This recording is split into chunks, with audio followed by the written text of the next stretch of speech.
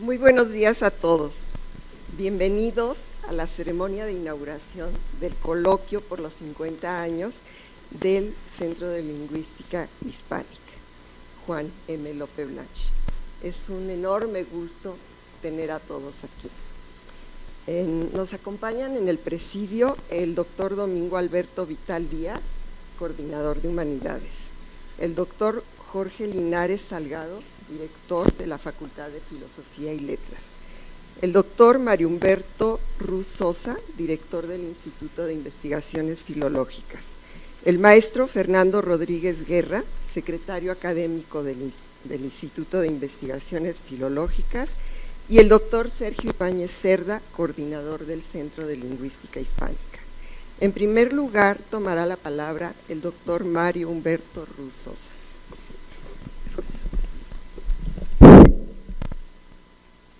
Buenos días, distinguidos miembros del Presidium, estimados colegas y amigos.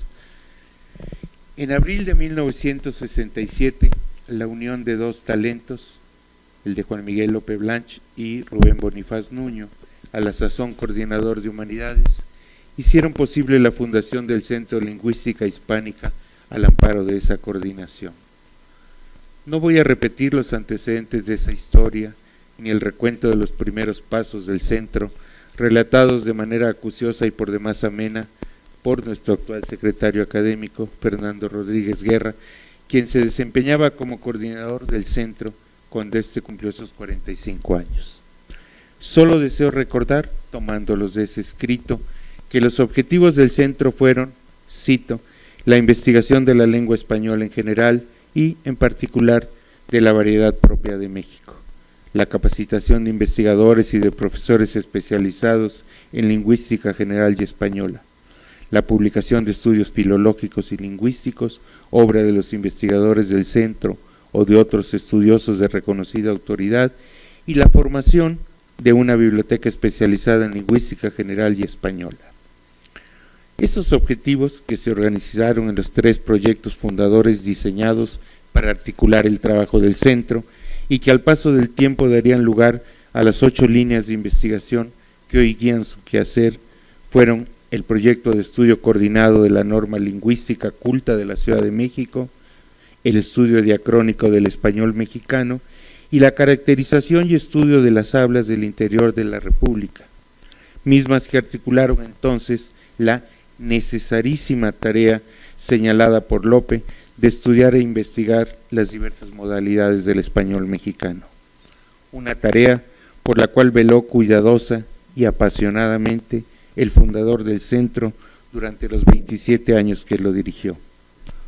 A las líneas conductoras de esa primera etapa vinieron a sumarse más tarde otras por decisión de los propios investigadores, algunas derivadas de los primeros proyectos, otras paralelas, complementarias y hasta independientes, centradas en torno a ejes como la variación lingüística, dialectología y sociolingüística, lexicología, lexicografía y terminología, lingüística cognoscitiva, adquisición del lenguaje, adquisición de la lengua escrita y enseñanza de la lengua materna. Hoy, a los logros ampliamente reconocidos de los proyectos iniciales, se han ido sumando los obtenidos a lo largo de esa segunda etapa, donde se ha hecho también hincapié en los proyectos de orden diacrónico sobre el español llegado al Nuevo Mundo y las modalidades que experimentó al modularse en otras bocas, entrelazarse con distintas voces surgidas de otros procesos culturales y plasmarse con tintas y grafías ya criollas, ya mestizadas. A ello vino a sumarse lo relativo al español del siglo XIX, otro periodo de cambios de importancia, en particular en el ámbito de la sintaxis, uno de los campos, por cierto, donde las investigadoras e investigadores del centro han hecho aportaciones de enorme relevancia. No es este el lugar para abordar la numeralia, nutrida no solo en lo que a publicaciones refiere, sino también en el campo de la formación de recursos humanos y en el de la difusión del quehacer académico. Pero sí se antoja un momento clave, al cumplirse 5 décadas de trabajo, para reflexionar con orgullo, pero sin autocomplacencias, acerca de lo logrado y lo que ha quedado en el tintero, así como sobre los senderos por los cuales habrá de transitar el centro en los próximos años. Es ese un deber para quienes, habiéndolo nutrido con su inteligencia y su dedicación, ya no están, y en particular para quienes habrán de asumir mañana la tarea de seguir haciendo del Centro de Lingüística Hispánica José López Blanch un espacio privilegiado del conocimiento y el saber universitario.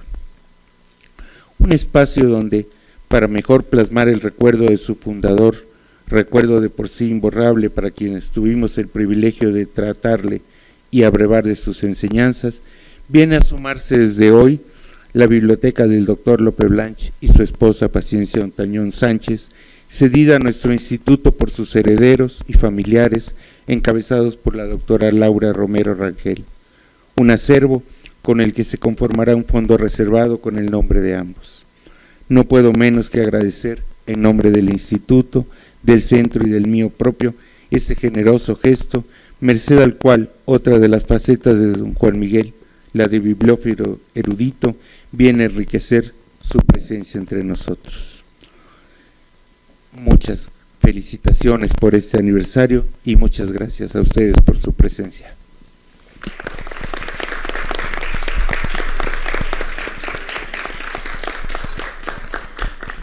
A continuación, el doctor Sergio Ibáñez tomará la palabra.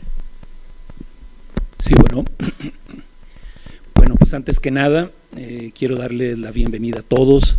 Gracias por estar presentes, a colegas, a los invitados de honor, a alumnos que están ya algunos llegando con nosotros. Bienvenidos sean, los recibimos con los brazos abiertos en este aniversario que estamos celebrando.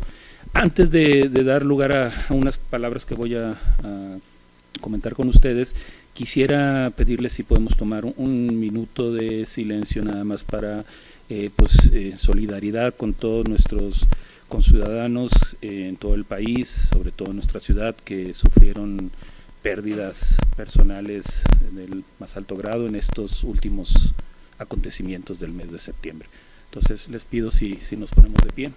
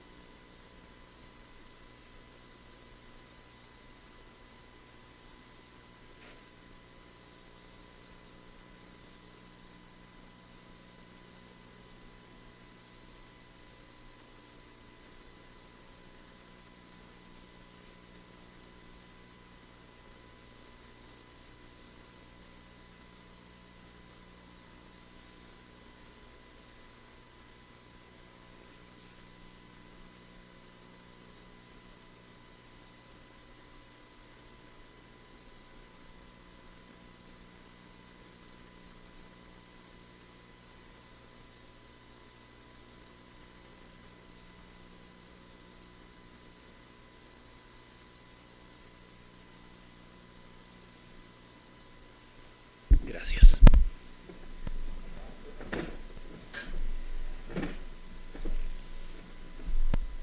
Bueno, pues quiero agradecer a todos ustedes, como decía, de manera particular, quiero agradecer la presencia del doctor Alberto Vital, coordinador de Humanidades, uno de los dos grandes subsistemas de nuestra universidad, a la que pertenece nuestro instituto y de la cual el Centro de Lingüística Hispánica dependió directamente durante sus primeros 5 años de existencia.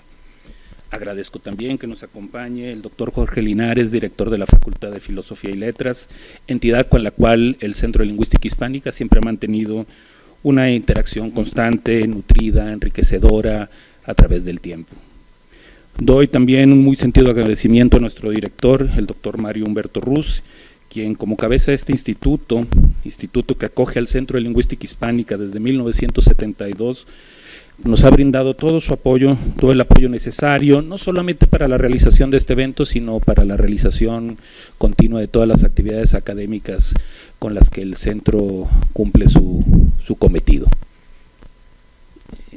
Igualmente me es grato dar las gracias al maestro Fernando Rodríguez, secretario académico del instituto, por todo su apoyo institucional y su apoyo como miembro organizador del comité del coloquio.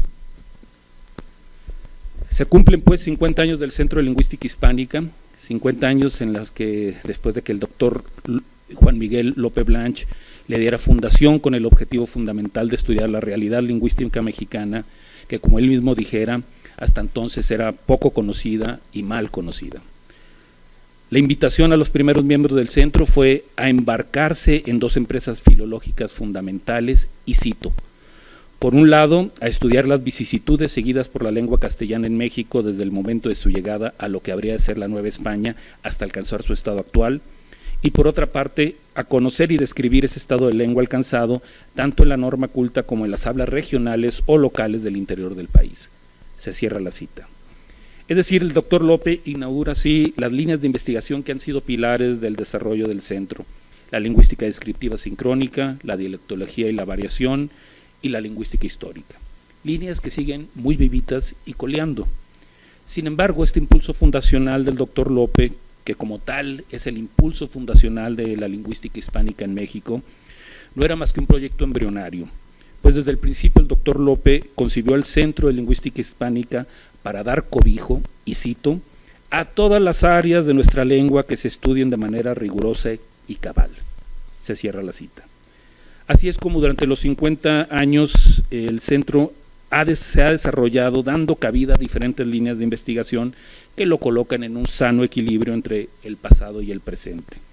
Hoy en día, además de las tres líneas fundacionales, la lingüística descriptiva, la lingüística variacionista y dialectológica y la lingüística histórica, se suman ya, como lo mencionó el doctor Ruz, las líneas de la adquisición del lenguaje, de la enseñanza de la lengua materna, la adquisición de la escritura, la lexicología y lexicografía y la lingüística cognoscitiva, dentro de la cual se desarrollan modelos analíticos particulares como el de la gramática cognoscitiva propiamente y el de la gramática del rol y la referencia, por ejemplo.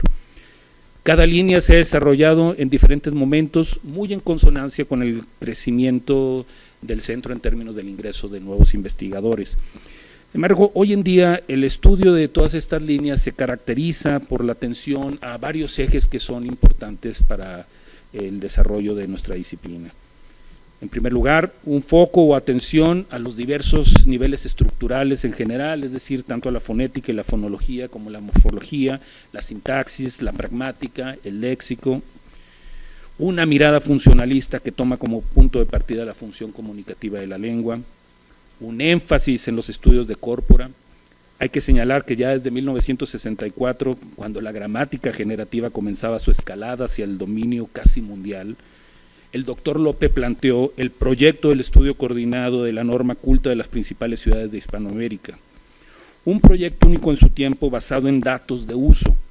Hoy en día es difícil encontrar estudios que no se basen en datos reales, pero durante gran parte de los últimos 50 años tales estudios estuvieron fuera de moda. Desde sus inicios, pues, el Centro de Lingüística Hispánica ha sido pionero en este rubro gracias a la visión del doctor López. En los estudios del centro parten de una concepción dinámica de la lengua en la que ésta se concibe como en permanente cambio. Se toma en cuenta la relación de la lengua con los procesos cognitivos y con los diferentes procesos sociales, y hay un énfasis marcado en el rescate y preservación de documentos históricos y en la conformación de córporas y bases de datos, como el mismo habla culta, el habla popular, la base ETAL y la base Corecom, entre otros. El coloquio está organizado alrededor de estas líneas de investigación y en atención al permanente diálogo que el centro mantiene con la comunidad lingüística nacional. Tenemos así 2 mesas de cada una de las líneas y una mesa, la que da inicio al coloquio, de homenaje al doctor López Blanch, fundador del centro. Debo señalar que participan todos los investigadores en activos del centro y por lo mismo este coloquio representa una oportunidad única para conocer el espectro de los trabajos que se realizan en él. Una parte muy importante del evento es, por supuesto, la participación de muy reconocidos investigadores de diversas instituciones, tanto del interior del país como de la misma Ciudad de México. Se trata de colegas con los cuales los miembros del Centro de Lingüística Hispánica hemos mantenido un diálogo académico significativo a través de los años. Participan como ponentes invitados investigadores de la Universidad Autónoma de Querétaro, de la Universidad de Baja California, de la Universidad Autónoma de Sinaloa, de la Universidad Autónoma Metropolitana, del Colegio de México, de la Universidad de Morelos, de la Escuela Nacional de Antropología e Historia, de la Universidad Michoacana de San Nicolás de Hidalgo, así como también colegas de otras entidades de la UNAM, como el Seminario de Lenguas Indígenas de nuestro propio instituto, del Centro de Enseñanzas para Extranjeros y del Instituto de Investigaciones Antropológicas. Les damos a todos un muy sentido agradecimiento por acompañarnos hoy para celebrar nuestro aniversario, pero más que nada les agradecemos por el compromiso compartido de construir juntos en el diálogo el conocimiento científico lingüístico que México necesita. Me es muy grato, también como ya lo señaló el doctor Ruz, señalar que en el contexto del aniversario y como parte del coloquio, el mismo día de hoy a las 2 de la tarde, están todos invitados, tendremos la presentación del Fondo Lope Blanch Ontañón Sánchez, que se constituye a partir de la donación de la biblioteca privada del doctor Lope y de su esposa, la doctora Paciencia Ontañón Sánchez. Se trata de una colección muy importante que viene a enriquecer significativamente los acervos bibliográficos del Instituto y de la UNAM en general. Adelanto el dato de que al menos la tercera parte de la colección, constituida por alrededor de 7,000 volúmenes, carece de registro previo en las bibliotecas de nuestra universidad. Agradezco de antemano la muy generosa disposición de la familia de la doctora Laura Romero Rangel, quienes como herederos del doctor Lope y de la doctora Ontañón han tenido a bien donar la biblioteca al instituto. Quiero hacer también mención de algunos aspectos importantes durante el coloquio. El jueves de la 1:30 a las 2 de la tarde tendremos también una presentación sobre las publicaciones del centro y de cómo se ha conformado su identidad a partir de su producción científica, incluyendo el papel que ha desempeñado el Anuario de Letras, Lingüística y Filología, revista emblemática del centro. Les comento también ya en un rubro más general que la idea es que todos los ponentes participemos en este coloquio de manera colegiada, constante, por lo cual tenemos en términos de organización comidas dispuestas para todos en el restaurante V7, los estaremos esperando por ahí, les daremos instrucciones más tarde sobre ello. Y también les quiero comentar que el mismo día de hoy, a partir de las 6:30, el instituto ofrecerá un brindis de inauguración y de celebración por los 50 años. Les comento también que tenemos algunas colaboradores vestidas de negro que han estado ya en la mesa de registro, están con gafete, que nos están ayudando con todos los aspectos de logística y a los cuales se puedan acercar para todo lo que necesiten. Se trata de Angie, de Michelle, de Fabiola y de Victoria, por favor cuentan con ellas, les agradezco también a ellas. Quiero nada más despedirme con algunos agradecimientos que me parecen de suma importancia. De manera particular, quiero agradecer a todos los que han hecho posible esta celebración. Voy a mencionar rápidamente a todos aquellos investigadores que pasaron alguna vez por este centro, que ya no nos acompañan, pero cuyo trabajo ha sido también pues importante en los trabajos del centro. Antonio Millán, Claudia Parodi, Zoila Balmes, Estela Torres, Lourdes Gabaldón, José Moreno de Alba, Juan López Chávez, Dulce María Magallanes, Elizabeth Beniers, María Luisa Cuaglia, Fulvia Colombo, Carmen Solís, Antonio Alcalá, Gustavo Cantero, Marcelo Uribe, Carlos Cervantes, Marina Arjona, Maribel Madero, José Francisco Mendoza, Guadalupe González, Teresa Carranza, Margarita Palacios, Gloria Báez, Isabel Silva, Carmen Armijo, Ana Castaño, Carmen Leñero, Arturo Hernández y Julio Serrano.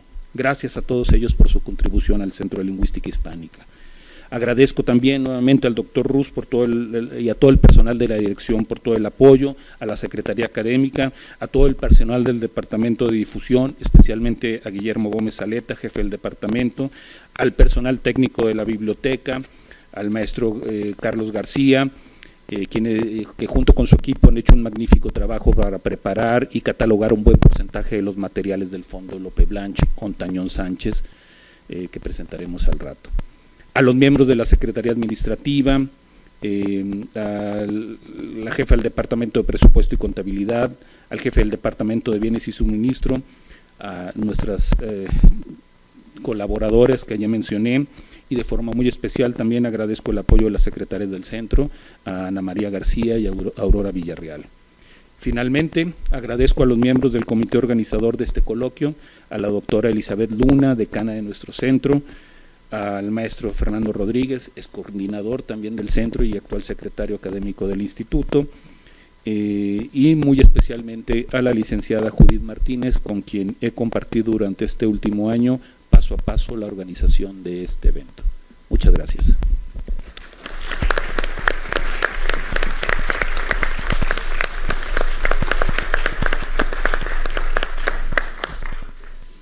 Ahora tomará la palabra el doctor Jorge Linares, director de la Facultad de Filosofía y Letras. Gracias, buenos días. Me da muchísimo gusto estar aquí con ustedes una vez más, con una muestra de la estrechísima colaboración y hermandad de la Facultad de Filosofía y Letras con este instituto y en particular ahora con el Centro de Lingüística Hispánica, con uno de los, con el homenaje y conmemoración también de la obra de uno de nuestros maestros más importantes de la historia de la Facultad de Filosofía y Letras, que es el doctor Lope Blanche. Para la filosofía, la lengua es mucho más que un medio de comunicación, es el modo de estar en el mundo, el modo de pensar, de sentir, de vivir, de entender, interpretar y de soñar la realidad. Y yo me imagino que el doctor Lope Blanche, cuando decidió quedarse en México, justo quería entender, interpretar, vivir, sentir el español que se hablaba en México. Y su gran obra de investigación durante más de 5 décadas prácticamente son muestra de esa tarea cotidiana, concienzuda, profunda, de estudiar la realidad de la lengua, de lo más importante finalmente para los seres humanos, que es la forma de enraizarnos en la realidad. Y esta tarea de investigación y de docencia que mantuvo en la facultad durante 5 décadas, siendo también ya profesor emérito desde el 84, no solamente son una gran labor, una gran herencia de investigación y docencia, sino desde luego destaca el doctor Lope Blanche por su capacidad de ser fundador, de fundación de muchas cosas, fundación del Anuario de Letras, del Centro de Lingüística Hispánica, de las cátedras, del posgrado en lingüística, en fin, pocos académicos en la UNAM, la verdad, tienen esa capacidad y ese currículo, no solamente de una obra continua y de las publicaciones, sino de la capacidad de fundar estructuras, instituciones que permanecen hoy y que seguramente permanecerán mucho tiempo más como entidades académicas fundamentales de la universidad. No se entendería el Instituto de Investigaciones Filológicas sin el Centro de Lingüística Hispánica, no podría mantenerse la carrera de Letras Hispánicas en ninguna parte de la universidad sin esa parte fundamental del estudio de la gramática y de la historia y del desarrollo de la lengua castellana o de la lengua española, como decimos nosotros. Y creo que esto es un gran legado que aquí estamos recuperando, revitalizando, y que las nuevas generaciones, estos jóvenes que están en la facultad y que vienen también al instituto a trabajar con los investigadores, son los encargados de renovar esa tradición, de seguir estudiando la enorme riqueza del español mexicano, del español en América, que tiene tantos vasos comunicantes y tantas relaciones con las lenguas indígenas, con otras lenguas latinas, y que está aquí, vive y presente en la realidad actual de nuestro país y en particular de nuestra ciudad, a los estudios a los cuales también se dedicó el doctor Lope Blanche. Así es que la tarea es enorme y continúa, y esta herencia, este legado tan trascendente del doctor Lope Blanche está aquí presente, y para nosotros en la facultad desde luego es un motivo de mucho orgullo y de gran reconocimiento de uno de nuestros maestros más entrañables, más importantes en la historia de la Facultad de Filosofía y Letras. Muchas gracias y los felicito desde luego a todo el comité organizador, al centro por sus 50 años, a todo el conjunto de los investigadores y de los estudiantes que también colaboran con los investigadores. Enhorabuena y muchísimos años más de trabajo exitoso. Muchas gracias.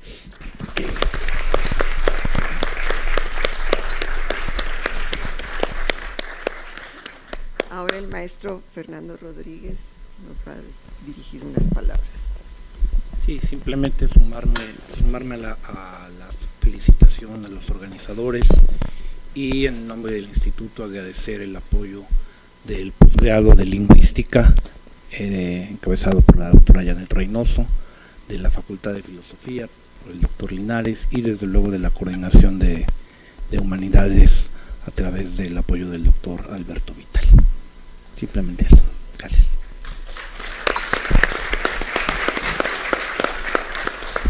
Finalmente le damos la palabra al doctor Alberto Vital Díaz. Muchas gracias, doctor Ángeles Soler. Muy buenos días, tengan ustedes. Quisiera comenzar mi intervención con un breve epígrafe. La filología es la ciencia por excelencia, porque estudia el espíritu de un pueblo o de un conjunto de pueblos a través de su manifestación lingüística, ya sea oral, el habla, ya sea escrita, la literatura, dentro de su marco histórico. Juan Miguel López Blanch, 1995.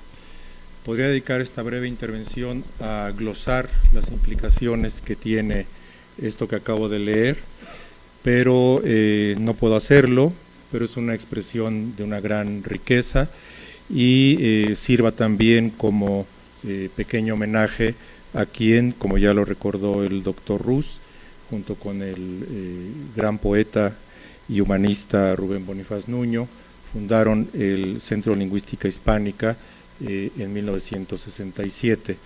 Permítanme por unos instantes regresar a ese año de 1967.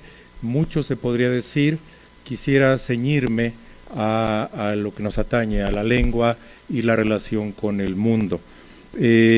En 1967 no existían muchos de los objetos que hoy son cotidianos, y al no existir esos objetos, por supuesto no había nombres y tampoco había muchas de las relaciones que esos objetos provocan y de las acciones también. En aquel año, en aquellos tiempos, muchas o varias de las disciplinas que hoy son comunes y normales no existían, y por lo tanto tampoco existía el diálogo necesario entre ellas. Tampoco existía la demanda de lenguajes incluyentes, de lenguas incluyentes, como por ejemplo inclusión de temas de género, de cuestiones étnicas, que hoy también atraviesan nuestra comunicación cotidiana y que son muy importantes. La conciencia entonces de eso era mínima o era germinal, y hoy en día también es un aspecto que atraviesa nuestra lengua. Ya había divulgación, pero la urgencia de divulgación como la que tenemos hoy en día no era tan fuerte. ¿Qué es la divulgación finalmente? Sino una traducción de un discurso especializado a un discurso que puedan compartir, que puedan entender quienes no son los especialistas. En ese sentido, entonces, los requerimientos a nuestra lengua y a las lenguas, al lenguaje en general y a los hablantes se han multiplicado en estos 50 años.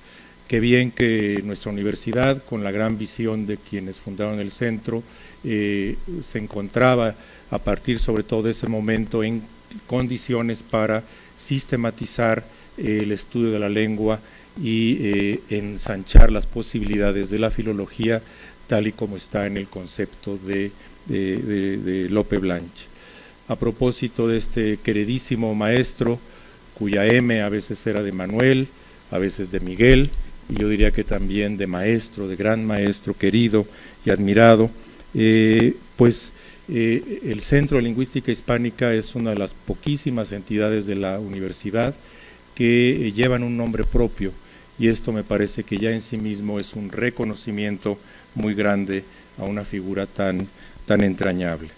En este mismo contexto y con el gusto de encontrarme aquí en mi instituto, saludo y me encantaría saludar, creo que venir a mi instituto me da la posibilidad de saludar por su nombre a casi todas las personas que están aquí.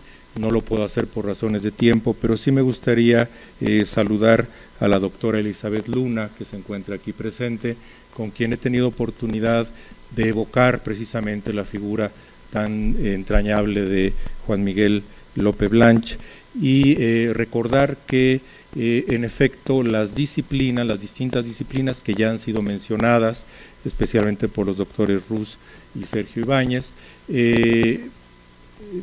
todas y cada una de ellas son muy importantes y básicamente la lingüística descriptiva, veo que hay una mesa también relacionada con descripción, por lo menos una de investigadoras e investigadores del Seminario de Lenguas Indígenas sobre aspectos de descripción y al mismo tiempo cuestiones de teoría de la lengua, teoría lingüística, que también son muy importantes. Menciono solo dos grandes campos, pero como referente para los muchísimos otros campos que se han abierto en los últimos años o se han consolidado, y considerando dos cosas, que cada uno de ellos es importante y que el diálogo entre los distintos campos en esta época, que es al mismo tiempo de grandes disciplinas y de necesidad de gran diálogo entre las disciplinas, es más importante que nunca.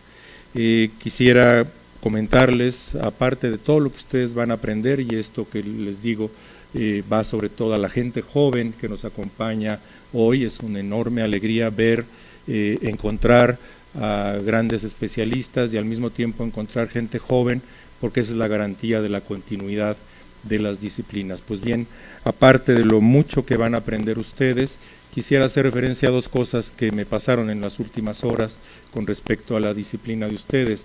Una, que leí una investigación de una joven de la Escuela Nacional de Lengua, Lingüística y Traducción sobre lenguaje publicitario. Ya hay una serie de referencias también a cuestiones que ustedes estudian.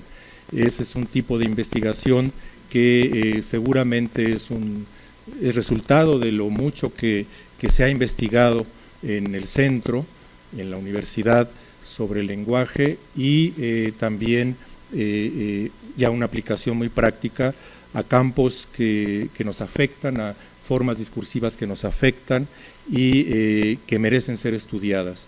Entre las cosas que uno aprende es cómo con ciertos usos lingüísticos, traducción de nombres de perfumes, etcétera,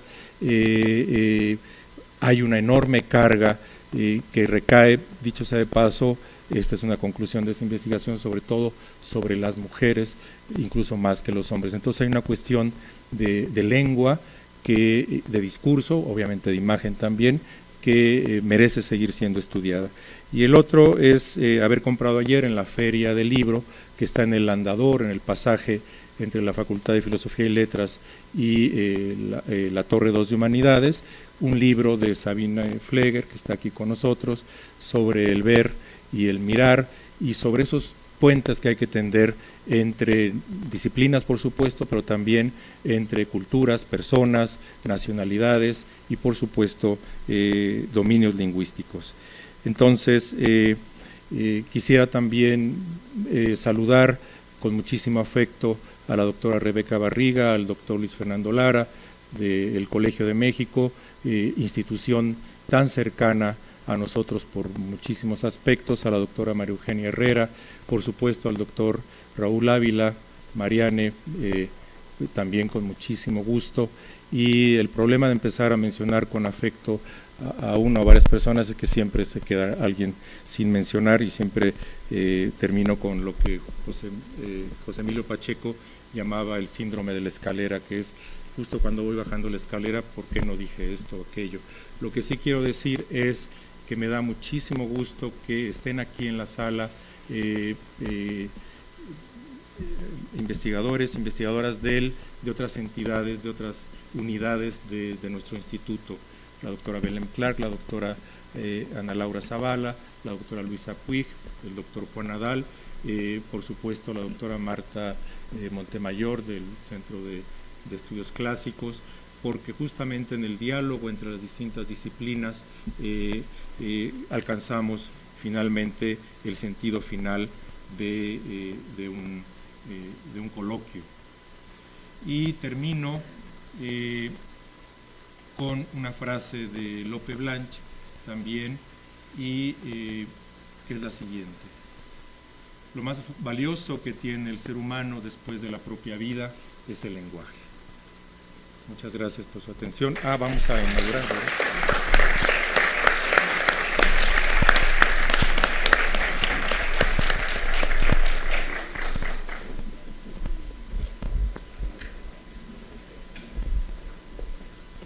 Y es para mí un inmenso honor que siendo, no creo que sean las 17:10, esa más bien es la fecha, siendo las 10:30, muy puntuales de la mañana de este día 17 de octubre de 2017, es para mí un inmenso honor dar por inaugurado el coloquio del 50 aniversario del Centro de Lingüística Hispánica Juan Miguel López Blanch. Muchas felicidades.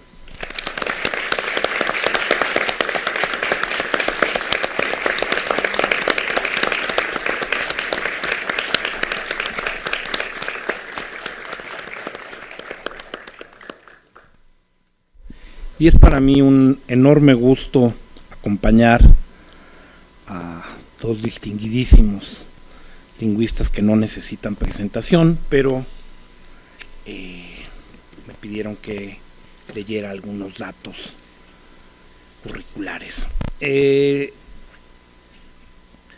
La doctora Elizabeth Luna Treil es doctora en Letras por la Universidad Nacional Autónoma de México, investigadora titular en el Centro de Lingüística Hispánica Juan M. López Blanch del Instituto de Investigaciones Filológicas. Su labor de investigación se ha centrado en el estudio de la sintaxis y la lexicología de la lengua española en el ámbito de la dialectología. Preside el comité directivo de la Comisión Ejecutiva del proyecto de la Norma Culta Hispánica Juan M. López Blanch, tutora del programa de Maestría en Lingüística Hispánica y del Doctorado en Lingüística, así como tutora y profesora de la Maestría en Docencia para la Educación Media Superior, MADEMS, de la UNAM. Profesora titular de las asignaturas de Español en la Licenciatura de Lengua y Literaturas Hispánicas de la Facultad de Filosofía y Letras de nuestra universidad.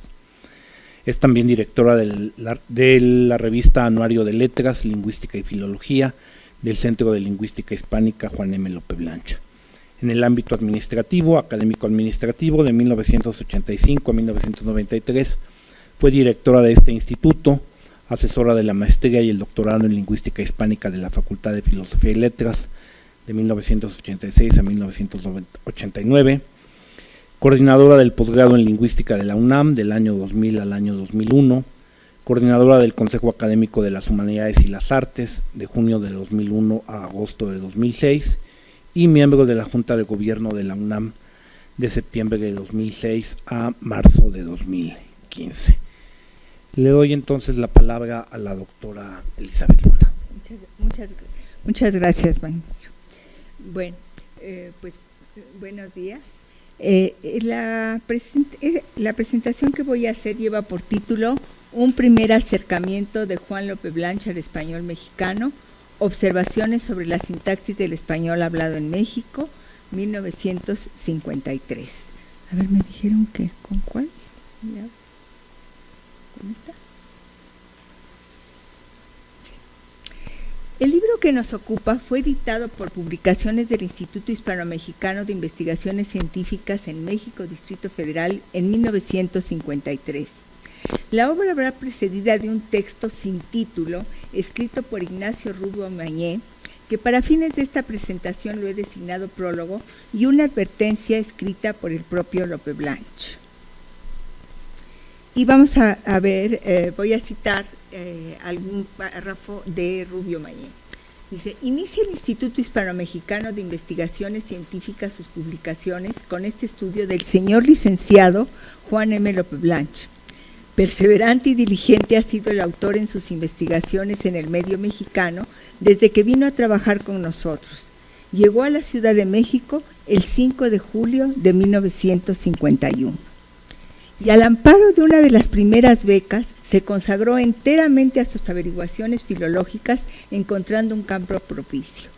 Sus desvelos han sido conducidos con éxito gracias a una decidida vocación a la filología, particularmente a los problemas de la sintaxis tan poco analizados en México. Y hasta aquí las palabras de Rubio Mañé. Ahora vamos a pasar a lo que es la advertencia. Este es, desde luego, el primer libro que publica Lope en México sobre nuestro español.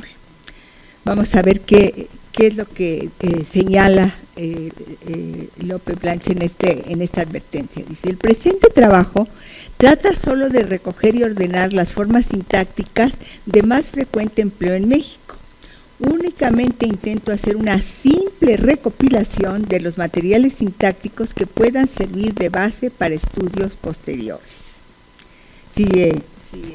Dada la pobreza de obras sobre la sintaxis del español en general, se hace indispensable la acumulación previa de los materiales útiles para la formación de una sintaxis española e hispanoamericana. El estudio es comparativo, único medio posible para poner de relieve las peculiaridades del español de México. Como punto de referencia me he servido de la lengua que sanciona la gramática de la Real Academia sobre la base del castellano medio hablado en España, sin que con esto, lo subrayo, quiera decir que existe intención alguna de corregir ni de censurar. La lengua estudiada es, en especial, la que habla y escribe el pueblo medio de la Ciudad de México. Cuando se trata de formas vulgares ocultas o bien regionales, procuro señalarlo. Hasta aquí lo que escribe el autor del libro, López Blanch. ¿Qué duda cabe que en esta llamada advertencia se encuentra ya presente la filosofía filológica, si así se me permite llamarla, que habrá de caracterizar la obra de López Blanch? Y vamos a ver tres puntos muy específicos. 1. Preocupación por la escasez de estudios sobre la sintaxis del español en general. 2. Recopilación de un corpus que serviría de base para estudios posteriores de las normas española e hispanoamericana. Y 3. Estudio comparativo necesario para poner de relieve las peculiaridades del español de México. Los postulados anteriores constituyen, a mi ver, el embrión de lo que será el gran proyecto fundacional del Centro de Lingüística Hispánica, cuyo nombre actual rinde honor a su fundador. Proyecto coordinado de la norma culta hispánica, Juan M. López Blanch. Cuando hablamos de lo que en sus inicios se llamó Estudio Coordinado de la Norma Lingüística Culta de las principales ciudades de América y España, estamos refiriendo, nos dice José Antonio Samper en un artículo que escribe sobre esto, estamos refiriéndonos al proyecto de más solera y tradición en el mundo hispánico, el más reconocido por sus frutos, a una empresa que incluye tanto investigación de campo como una extensa y variada bibliografía en que se analizan e interpretan los datos. El proyecto ofrece un gran corpus que probablemente es un gran testimonio muy auténtico de la segunda mitad del siglo XX, recogido además en un amplio número de ciudades con gran rigor metodológico. Bueno, este proyecto mereció en su momento, fue presentado en 1964 por Lope a la comunidad filológica, y Manuel Alvar lo calificó como el más ambicioso proyecto que se haya hecho nunca para las hablas vivas del mundo hispánico. Por su parte, Criado de Val habla de él como la empresa más grande y audaz en la lingüística española contemporánea. El artículo del que estoy citando, de José Antonio Samper Padilla, lo llama Un sueño hecho realidad, el estudio de la norma culta hispánica. Bien, pues vamos a ver cuál es, ya vamos a volver al libro. Y por cierto, un breve paréntesis.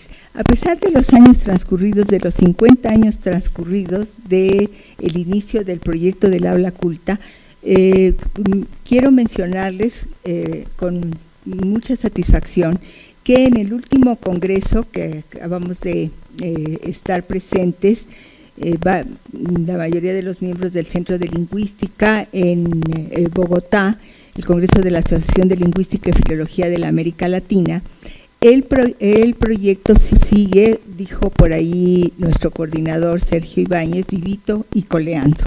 ¿Por qué? Porque, bueno, se han incorporado, aparte de las 14 ciudades que ya están hace ya años en el proyecto, se ha incorporado Panamá, lo cual nos da mucho gusto, Y además, de hecho, puedo hablar de la recuperación, ¿sí?, de Lima, porque la doctora Rocío Carabedo, que se hacía cargo del proyecto, vivió muchos años en Italia, pero ha regresado afortunadamente a Lima y está nuevamente en nuestro proyecto.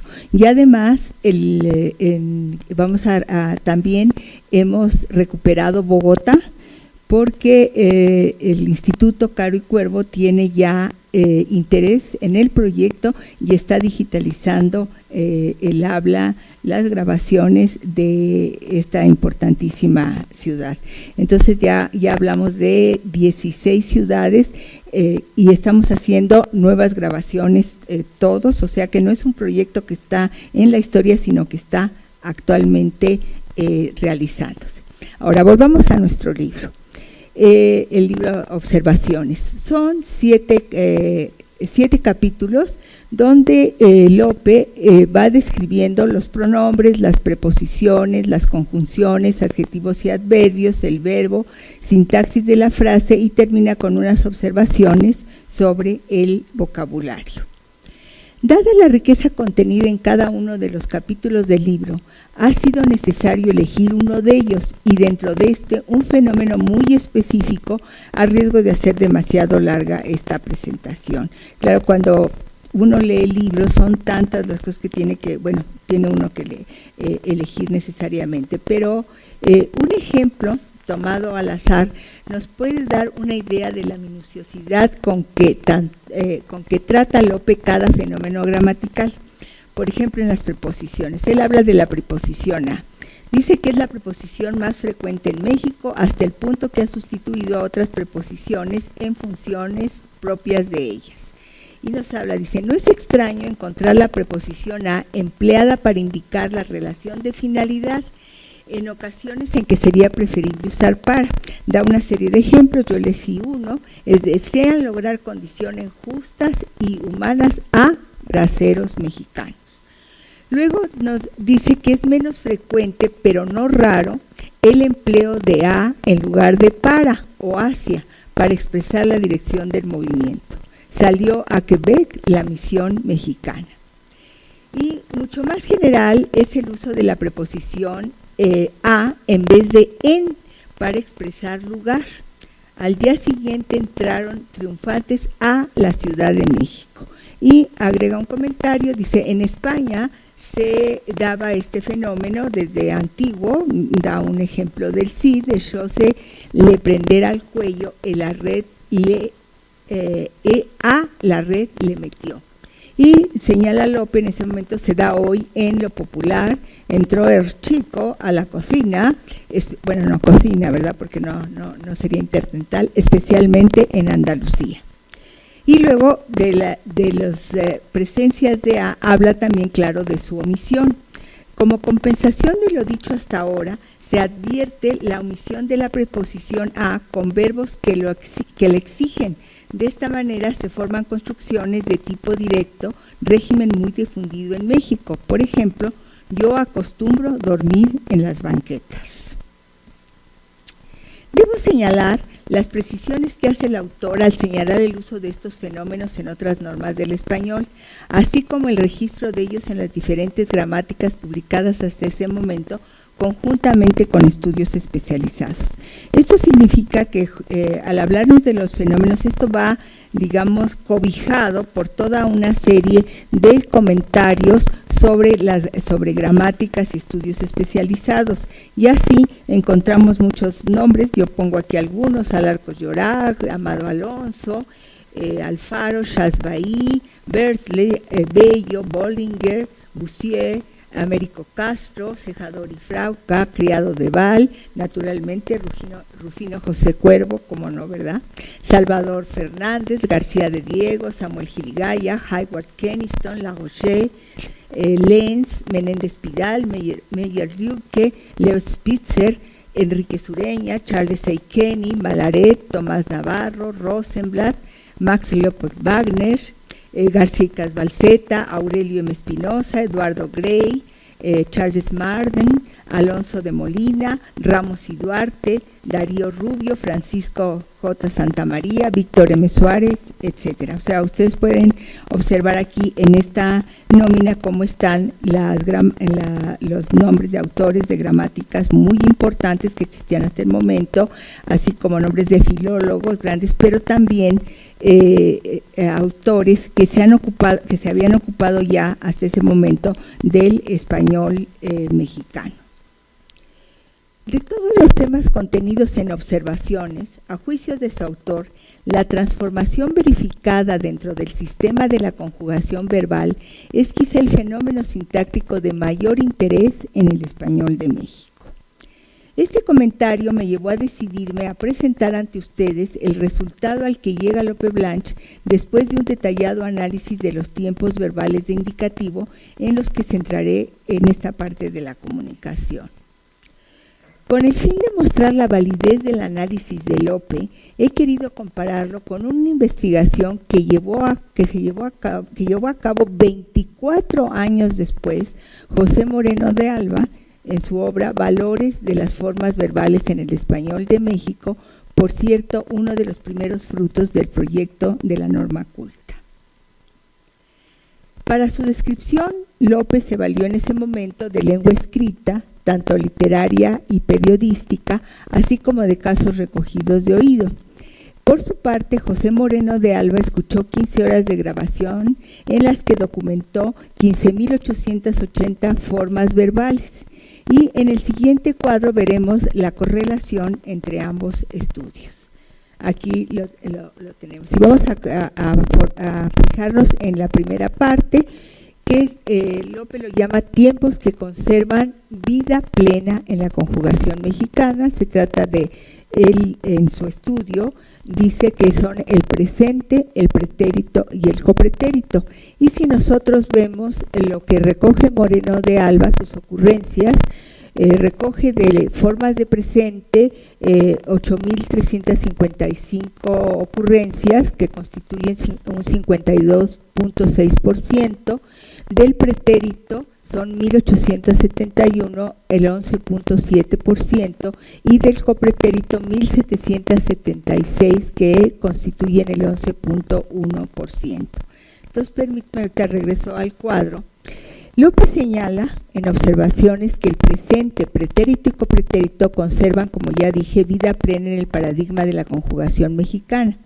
Es de observarse que 24 años después Moreno de Alba dice que estos tiempos corresponden al 75.5 de su corpus. Ahora vamos a regresar, que creo que es así, no es cierto, es así, perdón. Luego, Lope observa que ya hay tiempos debilitados en su empleo, como sucede con el antepresente, del que Moreno recoge 404 casos, que son el 2.5%, y del pospretérito, que son 144 ocurrencias, con el 0.9%. Y vale la pena hacer un apunte sobre el antepresente. Lope Blanch advierte en sus observaciones que el perfecto ha caído en desuso y sus significados, claro, está hablando de México, se los reparte el presente y en su mayor parte el pretérito. Siendo esto así, el autor se refiere a la importancia y la enorme significación que para la lengua castellana tiene la conservación de las formas de pasado. Y entonces hace el siguiente comentario: le preocupa la confusión, subrayo confusión, existente en México entre ambos tiempos, que se aparta de la norma peninsular. Eso es lo que él escribe en 1953. Sin embargo, años más tarde, en un artículo escrito en 1972, que titula Sobre el uso del pretérito en el español de México, afirmará: el uso del antepresente en México no debe interpretarse como una confusión del uso del español correcto, sino como un resultado de la evolución natural de la lengua. Si nosotros nos acercamos a la nueva gramática de la lengua española, pues allí hay una indicación precisamente de cómo es uno de los usos del antepresente en México, tanto del perfecto simple canté, que se usa para referirse a acciones acabadas en el pasado, la gramática de la lengua dice hoy estuvo más tranquilo, mientras que el pretérito perfecto compuesto, o sea, no es, en la terminología de bello antepresente, se reserva para referirse a acciones o situaciones que continúan o siguen abiertas en el presente. Siempre he vivido aquí, sigo viviendo aquí, o María no ha llegado, es decir, se espera que llegue. Y ahora regreso, a ver si es cierto, sí, regreso al cuadro. Después de estos tiempos que conservan vida plena, de los tiempos debilitados en su empleo, López señala que él observa que ya hay tiempos muy debilitados, como el futuro, en este caso el futuro en re, del que Moreno recoge 134 casos, ya el 0.8% de su corpus total, y el antecopretérito 115 casos, el 0.7%.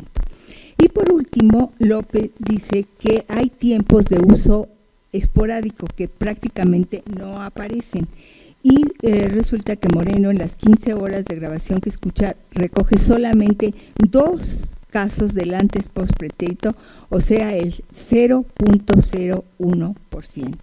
O sea que aquello que López observó 24 años antes viene a confirmarse ya con un estudio con un amplio corpus. Bien, no quisiera terminar, hay mucho de lo que se puede hablar sobre este libro, pero creo que no es el caso, es solamente un acercamiento que yo quiero que ustedes tengan. No quisiera terminar sin señalar que esta primera obra del maestro Lope Blanch se enriquece con un último capítulo titulado Observaciones al vocabulario, en el que el autor hace algunas apuntaciones sobre procesos morfológicos peculiares de México. ¿Dónde está Ramón? Ramón. Y algunas anotaciones sobre el significado. Bueno, y a guisa de ejemplo recoge algunas frases hechas, como ponerse chango, él dice avivarse, despabilarse, que ahora diríamos quizá ponerse las pilas, o bueno, aquí hay jóvenes que me dirán cómo lo usan, qué usan ahora. Hacer la lucha, tratar de, intentar, procurar, o tener fe, confiar.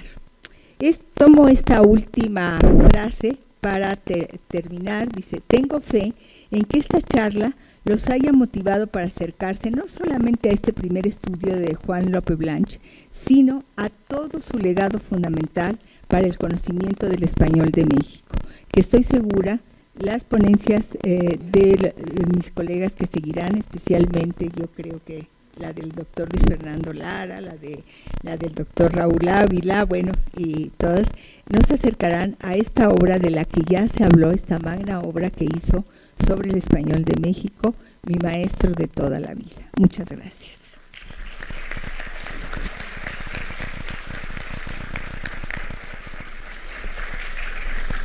Muchas gracias, doctora Luna. Al final vamos a tener tiempo para comentarios y preguntas.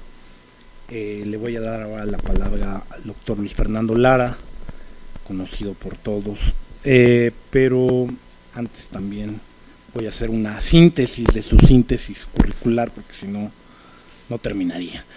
Es doctor en Lingüística y Literatura Hispánicas por el Colegio de México en 1975, miembro del Colegio Nacional desde 2006, Premio Nacional de Lingüística y Literatura en 2013, investigador nacional desde 1984, investigador emérito del Sistema Nacional de Investigadores desde 2013, investigador emérito del Colegio de México desde 2016, doctor honoris causa por la Université de Sherbrooke en Quebec, Canadá, desde 2012, profesor emérito, profesor investigador de la planta del Centro de Estudios Lingüísticos y Literarios del Colegio de México desde 1970, miembro regular de la Academia Mexicana de Ciencias desde 1997, director del Centro de Estudios Lingüísticos y Literarios del Colegio de México de 1997 a 2003, miembro honorario del Instituto Caro y Cuervo de Bogotá, miembro honorario de la Asociación Mexicana de Lingüística Aplicada, miembro honorario de la Sociedad Mexicana de Historiografía de la Lingüística, ha sido becario en universidades en Alemania, en Italia, en distintas universidades, director del proyecto de elaboración del Diccionario del Español de México en el Colegio de México desde 1973 hasta la fecha, investigador visitante en el área de semántica y lexicografía en la Universidad de Heidelberg en Alemania y en el Instituto Universitario de Lingüística Aplicada de la Universidad Pompeu Fabra en Barcelona, de 2003 a 2004, profesor visitante en la Universidad de California, Santa Bárbara en 1989, profesor visitante también en la Universidad Humboldt de Berlín en el verano de 2008, profesor de asignatura en diversas ocasiones y por varios años en la Facultad de Filosofía y Letras de la UNAM, la Escuela Nacional de Antropología e Historia, la Universidad Iberoamericana, el Centro de Investigaciones y Estudios de Antropología Social, el Centro de Enseñanza de Lenguas Extranjeras y un largo etcétera. Tiene la palabra, por favor, el doctor. Gracias. Inveteradamente, los hispanoamericanos, desde los primeros años de la colonización del continente, hemos orientado nuestra idea de la lengua hacia la de la metrópoli española. No podía ser de otra manera si las autoridades coloniales, alejadas de su terruño pero diariamente pendientes de noticias y órdenes que les llegaran de España, más en un país como la Nueva España, hija predilecta de la madre patria, se apresuraban a adoptar los modos de hablar, a seguir las modas normativas, las verdaderas normas lingüísticas que les comunicaban los funcionarios de los virreinatos, la iglesia o las imprentas. El posible mosaico de variedades dialectales peninsulares que se habrá formado desde la llegada de los primeros colonizadores, a pesar de la muy relativa nivelación antillana del español americano, y las improntas que habrán ido depositando en él las lenguas amerindias y los cada vez más numerosos mestizos y mulatos, no parece haber sido objeto de interés durante los primeros 2 siglos de la colonia. El Diccionario Geográfico Histórico de las Indias Occidentales, del quiteño Antonio de Alcedo, publicado entre 1786 y 1789, cuyo 5º tomo ofrece un acervo de vocabulario de las voces provinciales de América, fue el primero en anotar algunas voces peculiares del continente. Peculiares, es decir, extrañas para la lengua de la península.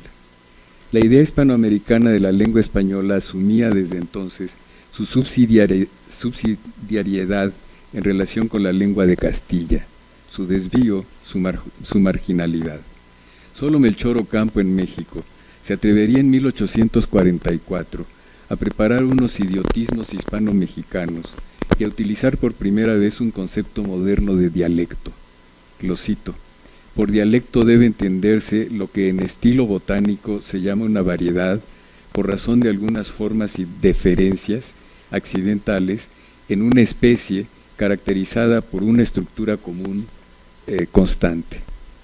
Con esta misma idea sostenía que el español de los mexicanos era un dialecto diferente del castellano y merecía respetarse.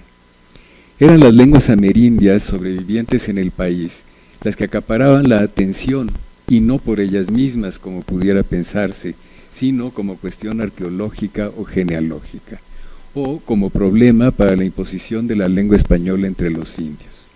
Los autores de gramáticas como José de Jesús Murguía, José Salce o Rafael Ángel de la Peña no consideraban fenómenos gramaticales del español mexicano.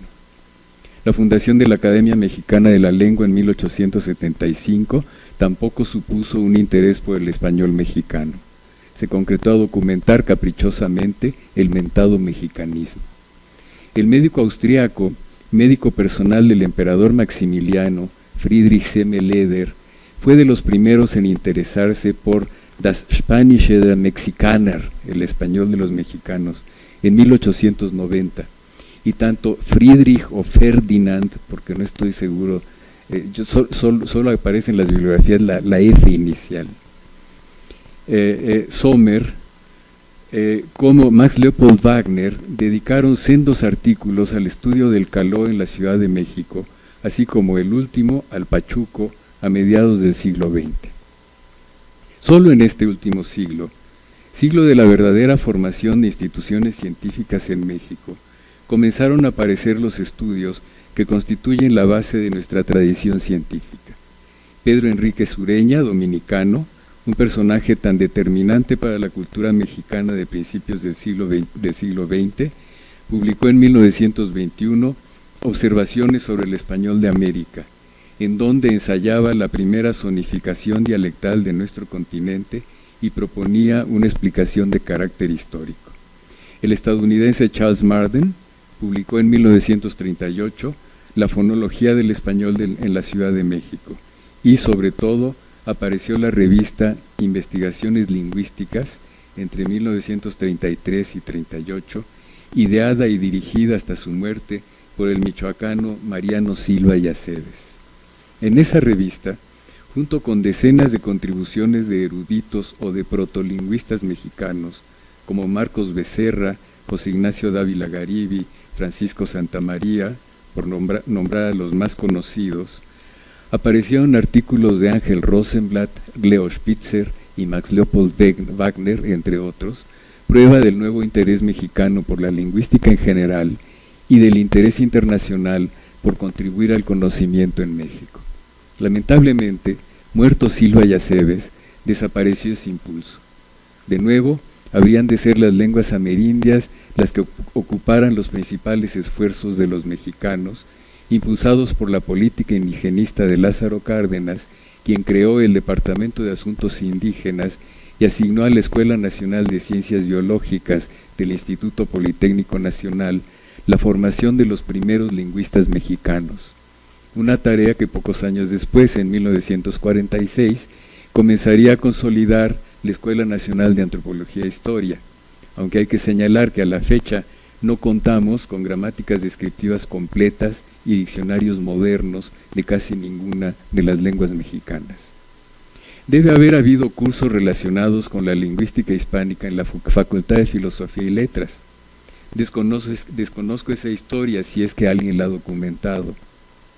Sé que, por ejemplo, Silva y Aceves ofreció cursos de filología española y fonética general, que Pedro Urbano González de la Calle, un profesor español republicano, enseñó allí lingüística general y sánscrito hacia 1950.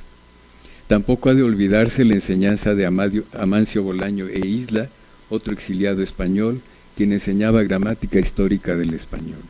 Todo ello, sin embargo, no consolidó la lingüística hispánica en nuestro medio. Pocas publicaciones, pocos alumnos que siguieran la disciplina. Como sabemos, Juan Miguel Lope Blanch llegó de España en 1951. Alumno de Dámaso Alonso y Rafael Lapesa, traía con él la renovada tradición del Centro de Estudios Históricos de Madrid, fundado por Ramón Menéndez Pidal. Aquí se habría de encontrar con la misma tradición en el Colegio de México, traída primero por Alfonso Reyes, quien también había sido miembro de aquel centro, y después por Raimundo Lida, argentino, alumno de Amado Alonso, a su vez alumno de Menéndez Pidal. La genealogía intelectual de la filología hispánica en México enraiza directamente con la escuela pidalina. Lope Blanch, desde finales de 1960, comenzó a practicar su profesión filológica en la UNAM, sin abandonar al Colegio de México. Su obra intelectual se repartía entre la NRFH y el Anuario de Letras de la UNAM. Alguna vez me contó que su interés principal había sido el estudio de la literatura de los siglos de oro, pero que al llegar a México, y lo acaba de demostrar Elizabeth, y darse cuenta de la carencia de estudios lingüísticos de nuestro español, decidió que su obligación era dedicarse a la lingüística. Me sorprendió la disciplina de su decisión. Esa disciplina, esa dedicación a México, son muestra de lo que significó para todos los que fuimos alumnos suyos. Un severo profesor, un autor absolutamente honrado y también un visionario que fue capaz de introducirnos plenamente a los estudios lingüísticos, darnos nuestro primer conocimiento del estructuralismo, una corriente metodológica y epistemológica que todavía forma el humus de nuestra creatividad, a pesar de los ramalazos de la lingüística angloamericana, planear la enseñanza y la investigación dialectológica y arrostrar la geografía lingüística con el Atlas Lingüístico de México y el proyecto coordinado de estudio de la norma lingüística culta de las principales ciudades de Iberoamérica y España. Para fortuna de sus actuales integrantes y sus alumnos, fundó en 1967 este Centro de Lingüística Hispánica, a cuya conmemoración hoy me hacen el honor de invitarme. Aunque palidecida nuestra lingüística hispánica actual en cuanto a la producción de los conocimientos que todavía nos hacen falta del español mexicano e hispanoamericano y de las correspondientes ricas variedades regionales, ignoradas y descuidadas a causa del chisporroteo que producen las modas de la lingüística contemporánea, la herencia intelectual de Lope Blanch no ha terminado. Más que cualquiera de sus antecesores, Lope Blanch fundó nuestra lingüística hispánica, le dio orientación, ideas y cuerpo. Conocemos bien la vastedad de las obras de Lope Blanch, no solo las que dedicó a la dialectología y a la geografía lingüística, sino también sus estudios gramaticales, léxicos, históricos y literarios. En lo que sigue me concentraré en revisar someramente sus aportaciones a la concepción, los métodos y los resultados del Atlas Lingüístico de México. En 1970, el profesor Lope Blanch dio a conocer el proyecto de delimitación de las zonas dialectales de México, con un objetivo explícito: hacer un primer reconocimiento de la variedad regional del español en territorio mexicano, orientado por los métodos de la geografía lingüística que ya se habían elaborado para los atlas del mundo románico, en particular de España y también de Colombia. Su cuestionario constaba de 407 reactivos fonéticos, 243 gramaticales y 350 léxicos. Además, introdujo la novedad de 8 grabaciones magnetofónicas por localidad, repartidas por edad, sexo y nivel de educación formal. Se aplicó durante varios años en las capitales estatales y en ciudades o pueblos situados en las regiones limítrofes entre esos estados, pero atendiendo a la antigüedad de su fundación española y en cierta medida a su densidad poblacional. Por ejemplo, más localidades en lo que correspondía al antiguo territorio novohispano, coincidente con el de Mesoamérica, y menos regiones del norte mucho menos pobladas. Uno reconoce también un objetivo implícito: la posibilidad de comparar los datos con los de los atlas del mundo hispánico, orientada por una concepción histórica que era tan querida de Lope Blanch. El cuestionario atendía así a reactivos que fueron muy productivos en España, pero que en varios casos no lo eran en México. Es de lamentar que la prudencia, muy justificada, de Lope Blanch lo haya inhibido de emular al Atlas Lingüístico Etnográfico de Colombia, inseguro de obtener el apoyo económico necesario. Lope Blanch se proponía una delimitación dialectal, a la cual debía seguir la elaboración de atlas regionales como los que ya se habían hecho en España, en Francia, en Italia y en Rumanía. Las vicisitudes humanas de una empresa tal terminaron por cansarlo. Publicó los resultados del estudio como Atlas Lingüístico de México en 3 tomos, dividido en 6 volúmenes entre 1990 y 2000, en cuyos mapas hizo una serie de innovaciones importantes en la geografía lingüística: mapas sintéticos y analíticos, varios informantes por localidad, clasificados por su educación, edad y sexo. En su artículo de 1974, Dialectología Mexicana y Sociolingüística, hizo un recuento inicial de lo obtenido y expuso la imposibilidad de darle al Atlas una factura propiamente sociolingüística. El Atlas fue así la más importante contribución al conocimiento de la variedad regional del español mexicano entre 1966 y 1974. José Guadalupe Moreno de Alba obtuvo de sus ricos materiales fonéticos el único estudio moderno sobre la pronunciación del español en México. Los datos léxicos, muy ricos a pesar de la relativamente poca cantidad de reactivos utilizados, han sido clasificados y estudiados por Carmendelia Valadez y Luz Fernández. Luz Fernández después va a exponer con más detenimiento que yo algunos resultados, para poderlos integrar al Diccionario del Español de México. Pero también planeamos hacer una publicación separada en homenaje a Lope Blanch. El Atlas todavía espera una explotación mayor y muy necesaria de su riqueza. No tengo tiempo de exponer más que un ejemplo de la variedad léxica que ofrece el Atlas. Ya el estudio de Lope Blanch, el léxico de la zona maya en el marco de la dialectología mexicana, nos muestra el valor y la riqueza de los datos obtenidos, además de ofrecernos una delimitación provisional de las zonas dialectales mexicanas. Los datos que expongo abreviados provienen del estudio correspondiente de Carmendelia Valadez. El mapa 619 registra los nombres de la luciérnaga, Pyrophorus noctilicus, nombre de tradición culta, luciérnaga, y el más extendido por México. A partir de la forma cocuyo, el conocido antillanismo que se dispersó por buena parte de América. Cocuyo predomina en el sur, en la cadena centroamericana, en la vertiente del Golfo, en Veracruz y Puebla, norte y centro, en el occidente, en la vertiente del Pacífico, Guerrero y Michoacán. Suele también ser conocida por algunos informantes desde Tabasco y Chiapas hasta Tamaulipas y Sonora. Si se comparan estos resultados con los del mapa 5 del artículo citado sobre el léxico de la zona maya, veremos que la extensión de este vocablo es mayor que la registrada por Lope Blanch. Linterna, para luciérnaga, de formación hispánica, apareció en 25 localidades, especialmente en el noreste y el sector central de la vertiente del norte. Alumbrador en el occidente, en la vertiente del Pacífico, Guerrero, Michoacán, Colima, Jalisco y Nayarit, en el Bajío y en el noreste de San Luis Potosí.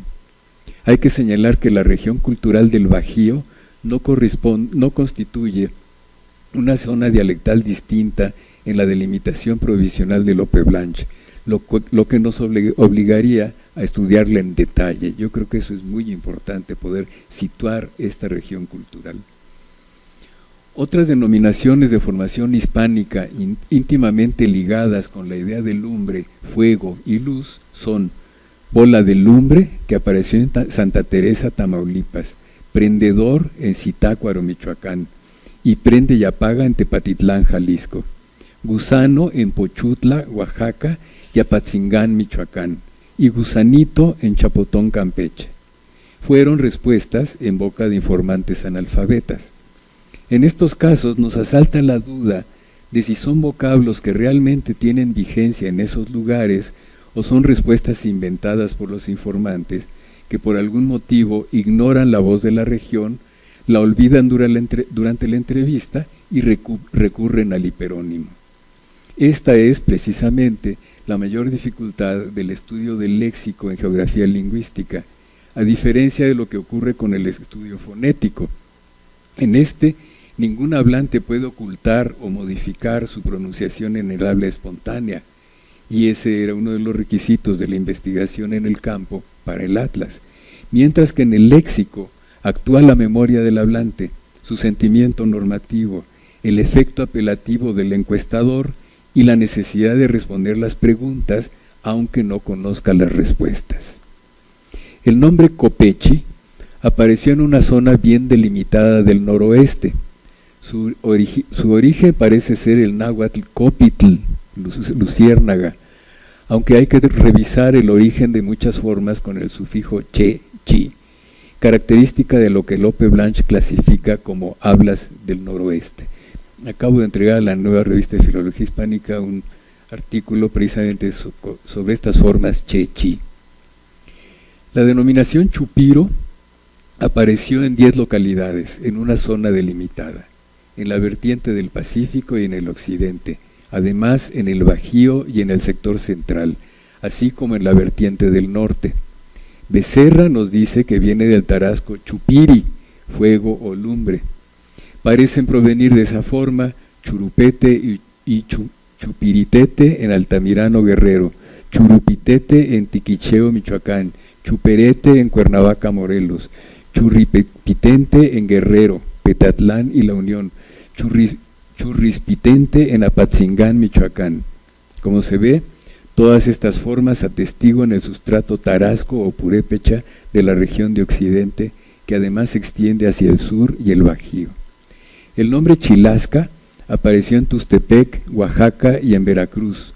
Tlacotalpan, Otatitlán, Córdoba y los Tuxtlas. En Tlacotalpan distinguen entre el cocuyo y la chilasca, por lo que habría que investigar si se trata de dos insectos diferentes. Podría ser una palabra de origen indígena. El vocablo tahuinche apareció en Villa Purificación, Cihuatlán y Tecolotlán, Jalisco y Colima. El diccionario de colimotismos registra tanguinchi del purépecha para designar un insecto luminoso no identificado. En Comitán, Chiapas, aparecieron moscaque y muscac, así como muxcac. En la lengua tojolabal de la familia maya se registra mumuscac, así como en celtal de Bachajón, mahmas. El nombre tachinole apareció en Huimanguillo, Tabasco. Tlachinoli, en náhuatl, significa campo quemado o incendiado. Y tachinole o tachinoli, como nombre de una planta, sangre de drago, que da flores amarillas, cuyo tronco destila un líquido rojo, quizá el llorasangre del centro de México. Como se ve, parece una designación metafórica que alude a la luminosidad y brillantez del insecto. La denominación Bacusagui apareció en Juchitán, Oaxaca, proveniente del zapoteco del istmo Bacusagui. Este único ejemplo de luciérnaga sirve para mostrar la rica variedad regional del español de México, nutrida también por diferentes sustratos amerindios, así como por el polimorfismo morfológico tan señalado por Lope Blanch. A la vez, se puede postular con visos de certeza que las delimitaciones léxicas no correspondan del todo a las fonéticas, lo que plantea una dificultad que quizá no hayan experimentado los dialectólogos europeos, razón de más para que seamos nosotros quienes la arrostremos en una recuperación y renovación de los métodos y los objetivos de la geografía lingüística. El deseo de Lope Blanch de continuar con la elaboración de atlas regionales no se ha cumplido, sobre todo a causa de la desaparición de los cursos de geografía lingüística y dialectología en nuestras universidades. Yo creo que esa es una grave responsabilidad de esta universidad. Solo los profesores Maritza López Berríos y Everardo Mendoza, de la Universidad Autónoma de Sinaloa, han sido capaces de llevar a cabo un estudio dialectológico regional completo, publicado como El Habla de Sinaloa, materiales para su estudio, basado en el cuestionario del Atlas. Ese estudio demuestra que lo que Lope Blanch proponía provisionalmente considerar como hablas del noroeste, correspondientes al español de Sinaloa, Sonora y la península de Baja California, se divide al menos en 5 subzonas: sonorense, desde el norte del estado de Sonora, más Baja California Norte, excepto Tijuana y Ensenada, seguramente Everardo luego lo va a explicar mucho mejor que yo, hasta Guaymas. Intermedia, desde Los Mochis y Navojoa hasta Guasave al sur. Sinaloense, desde Angostura, Guamúchil y Mocorito hasta Mazatlán. Peninsular, de Baja California Sur. Y de transición hacia las hablas de Occidente, desde Mazatlán hasta Tuxpan, Nayarit. Debo decir que tengo la impresión, revisando nuestro trabajo del Diccionario del Español de México, que hay una zona mayor que ocupa buena parte de la costa del noroeste de México y que también debiéramos investigar. Como representante principal, la voz ocupa con el significado de necesita. La lingüística mundial no atraviesa por sus mejores años. A diferencia de los años de llegada y consolidación de la obra de Lope Blanch, en que en Francia pomposamente se declaró a la lingüística como ciencia piloto de las humanidades y aparecían estudios seminales de Roman Jakobson, Eugenio Coseriu, Algirdas Julián Greimas e incluso del primer Noam Chomsky, hoy la lingüística está reducida por el neoliberalismo a la mezquina necesidad de ganar presencia y dinero, multiplicando publicaciones efímeras, sin conocimiento de los antecedentes necesarios, sin sustento empírico amplio, sin compromiso de contribuir seriamente al conocimiento de las lenguas, más allá de las inútiles aplicaciones de teorías que no consideran los datos, sino que los fuerzan a sustentar las supuestas teorías de partida. Lope en este sentido nos insistía constantemente. Como señala el filósofo Carlos Pereda, lo que caracteriza hoy a la práctica mayoritaria de la filosofía en el mundo, pero también de la lingüística en México, es un afán sucursalero de los angloamericanos de moda. En vez de orientarse, como lo enseñaba Lope, a estudios de nuestra realidad lingüística, tan inmensamente rica, tan sugerente y socialmente tan necesaria. Hago votos porque el Centro de Lingüística Hispánica continúe con mayor vigor la herencia intelectual de Lope Blanch. Al morir el maestro, me conmovió su deseo de que enterraran sus cenizas en la Catedral de México. Él, que no era creyente, entregó sus cenizas simbólicamente al corazón de México, a donde la Nueva España se convirtió en esta República nuestra. Tal entrega nos honra y nos corresponde también honrarla. Muchas gracias.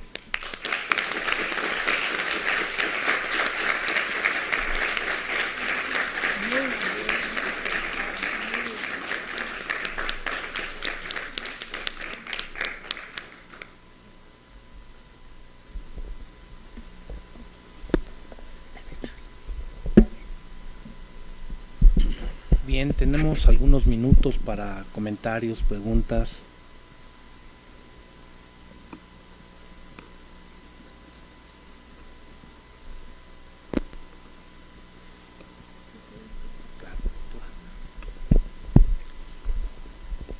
Bueno, pues aunque no estoy en el público, estoy aquí, pero yo quisiera una vez más felicitar a Luis Fernando por esta visión que nos ofrece y que nos hace meditar, de verdad, reflexionar en serio de lo que estamos haciendo. Yo creo que el compromiso que tenemos como universitarios es muy importante, es realmente muy importante en este país que tiene tantas y tantas necesidades de muchos tipos.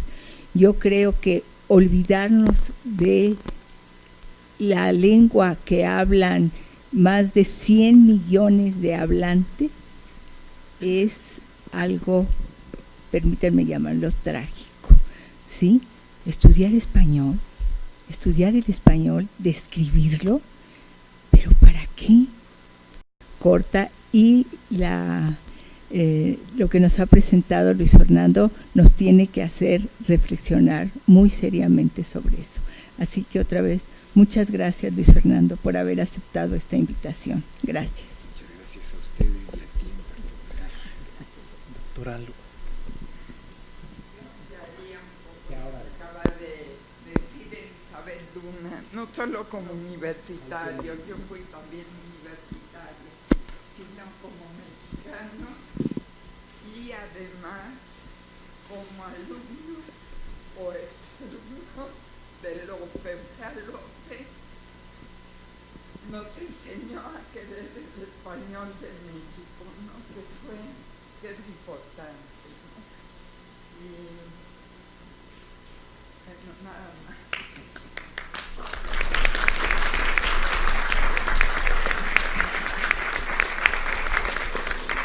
¿Alguien más?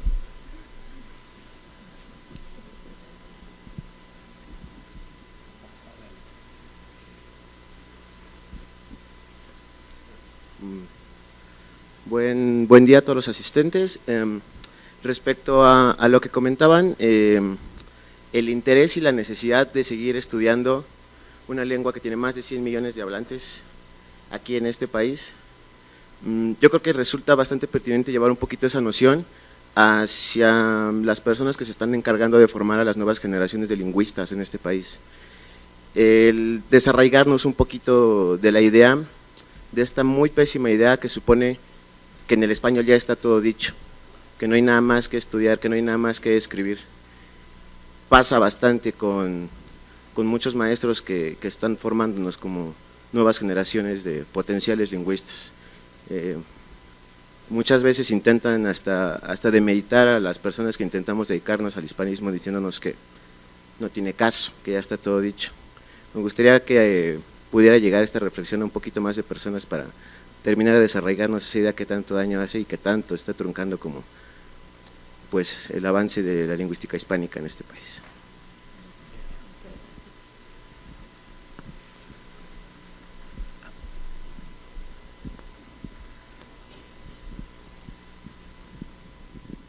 Felicidades por este extraordinario evento de cumpleaños del Centro de Lingüística Hispánica. A través del tiempo y de su fundación y la aportación de estos grandes hombres que han tenido en el estudio de nuestras lenguas, incluyendo las indígenas, quiero preguntar, ¿cuál es la situación actual de los estudios para crear los atlas de que nos habló el maestro Luis Fernando?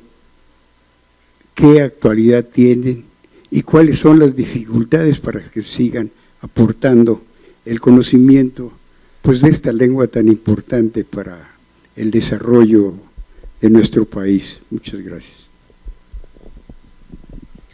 Bueno, lamentablemente hoy, que yo sepa, nadie está haciendo estudios de geografía lingüística en México, y eso es una grave falla de los mexicanos.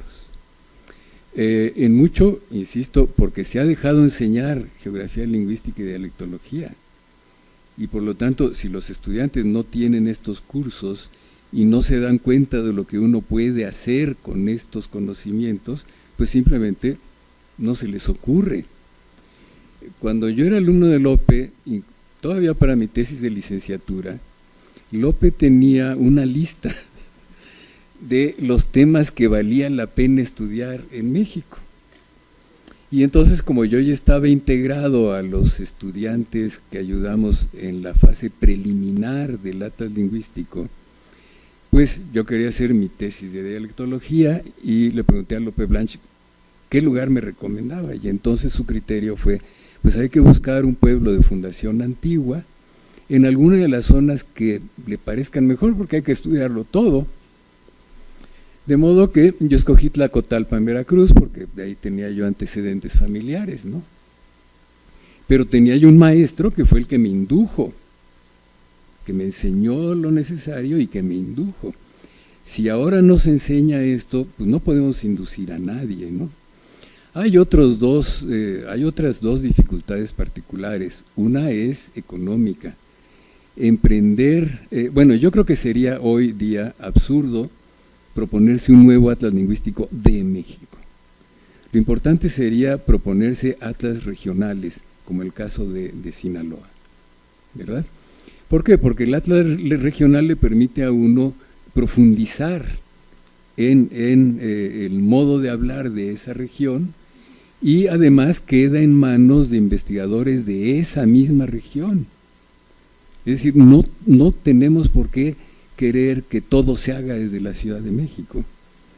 Entonces, una dificultad es esa, no plantearnos un nuevo atlas lingüístico de México, pero sí hacer los atlas lingüísticos regionales. Hay una dificultad más, pero eso es más temor mío que idea, digamos, real, y es que me temo que el español mexicano se esté estandarizando a tal velocidad que cada vez perdemos más variedades regionales. Cuando yo voy a Veracruz y circulo por la ciudad de Veracruz y no oigo a un solo jarocho, porque ya todos hablan físico como yo, eso me decían los jarochos, que yo hablo físico, porque pronuncio todas las eses. Ajá. Entonces, cuando no oigo a un solo jarocho hablar jarocho, me preocupa, ¿no? Porque significa que el español nacional se está imponiendo absolutamente sobre todos, de modo que tendría uno que actuar urgentemente.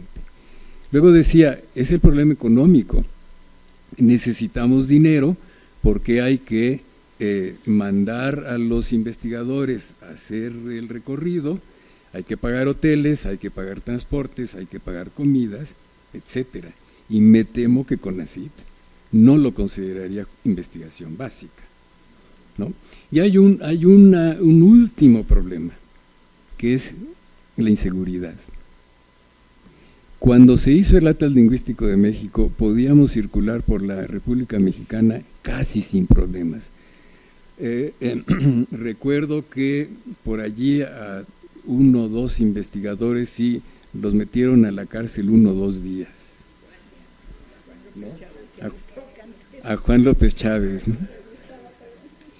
Pero los demás no tuvimos absolutamente ningún problema. Yo tuve un problema de que en Tepatitlán, Jalisco, uno de nuestros informantes se enamoró de Carmen Garza, que era quien iba conmigo, y no quería dejarla salir del pueblo. Pero no había problema. Hoy yo no me atrevería a arriesgar estudiantes a que fueran a circular por diferentes regiones del país. Entonces, claro, yo creo que estamos ya en un momento en que si no recuperamos muchísimo del español regional, lo vamos a perder para siempre. Yo me dedico sobre todo al léxico. En el léxico, por ejemplo, la riqueza de la flora y la fauna mexicanas, apenas si la conocemos. Y eso sí se puede resolver mediante tesis de licenciatura de jóvenes de diferentes regiones que trabajen su región en un tema particular de este léxico. Yo es tal como me lo imagino ahora.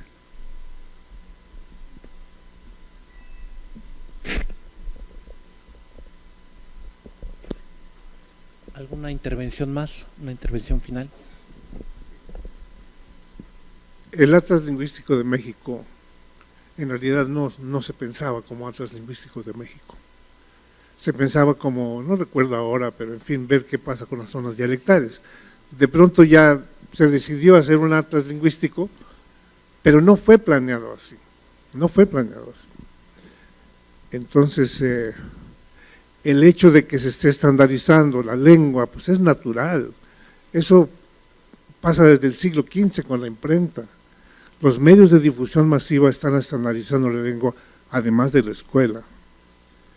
Entonces ahora tenemos más comunicaciones, no solamente de tipo carretera, sino de teléfonos, de celulares, televisión, en fin, que no solamente nos llega a la televisión mexicana, vamos, los que podemos hacerlo, pues nos inscribimos a canales internacionales y ahora escuchamos a los informantes de Argentina, por ejemplo, en la casa. Entonces, la lengua se está estandarizando a través de los medios. Esto es inevitable y empieza, por así decirlo, desde el siglo XV. Y piensen que gracias a eso existe la Biblia traducida por Lutero y difundida en los países del norte de Europa, por ejemplo. Eso es todo el comentario. ¿Alguien más? Bien, entonces agradecemos la participación de nuestros distinguidos lingüistas en esta mesa y los invitamos a la siguiente mesa, la segunda parte de la mesa de homenaje al doctor Juan M. López Blanch, en la que el doctor Raúl Ávila, el doctor Rivero Feganyuti y la doctora Beatriz Arias participarán. Esa comenzará a las 12. Muchas gracias. Gracias.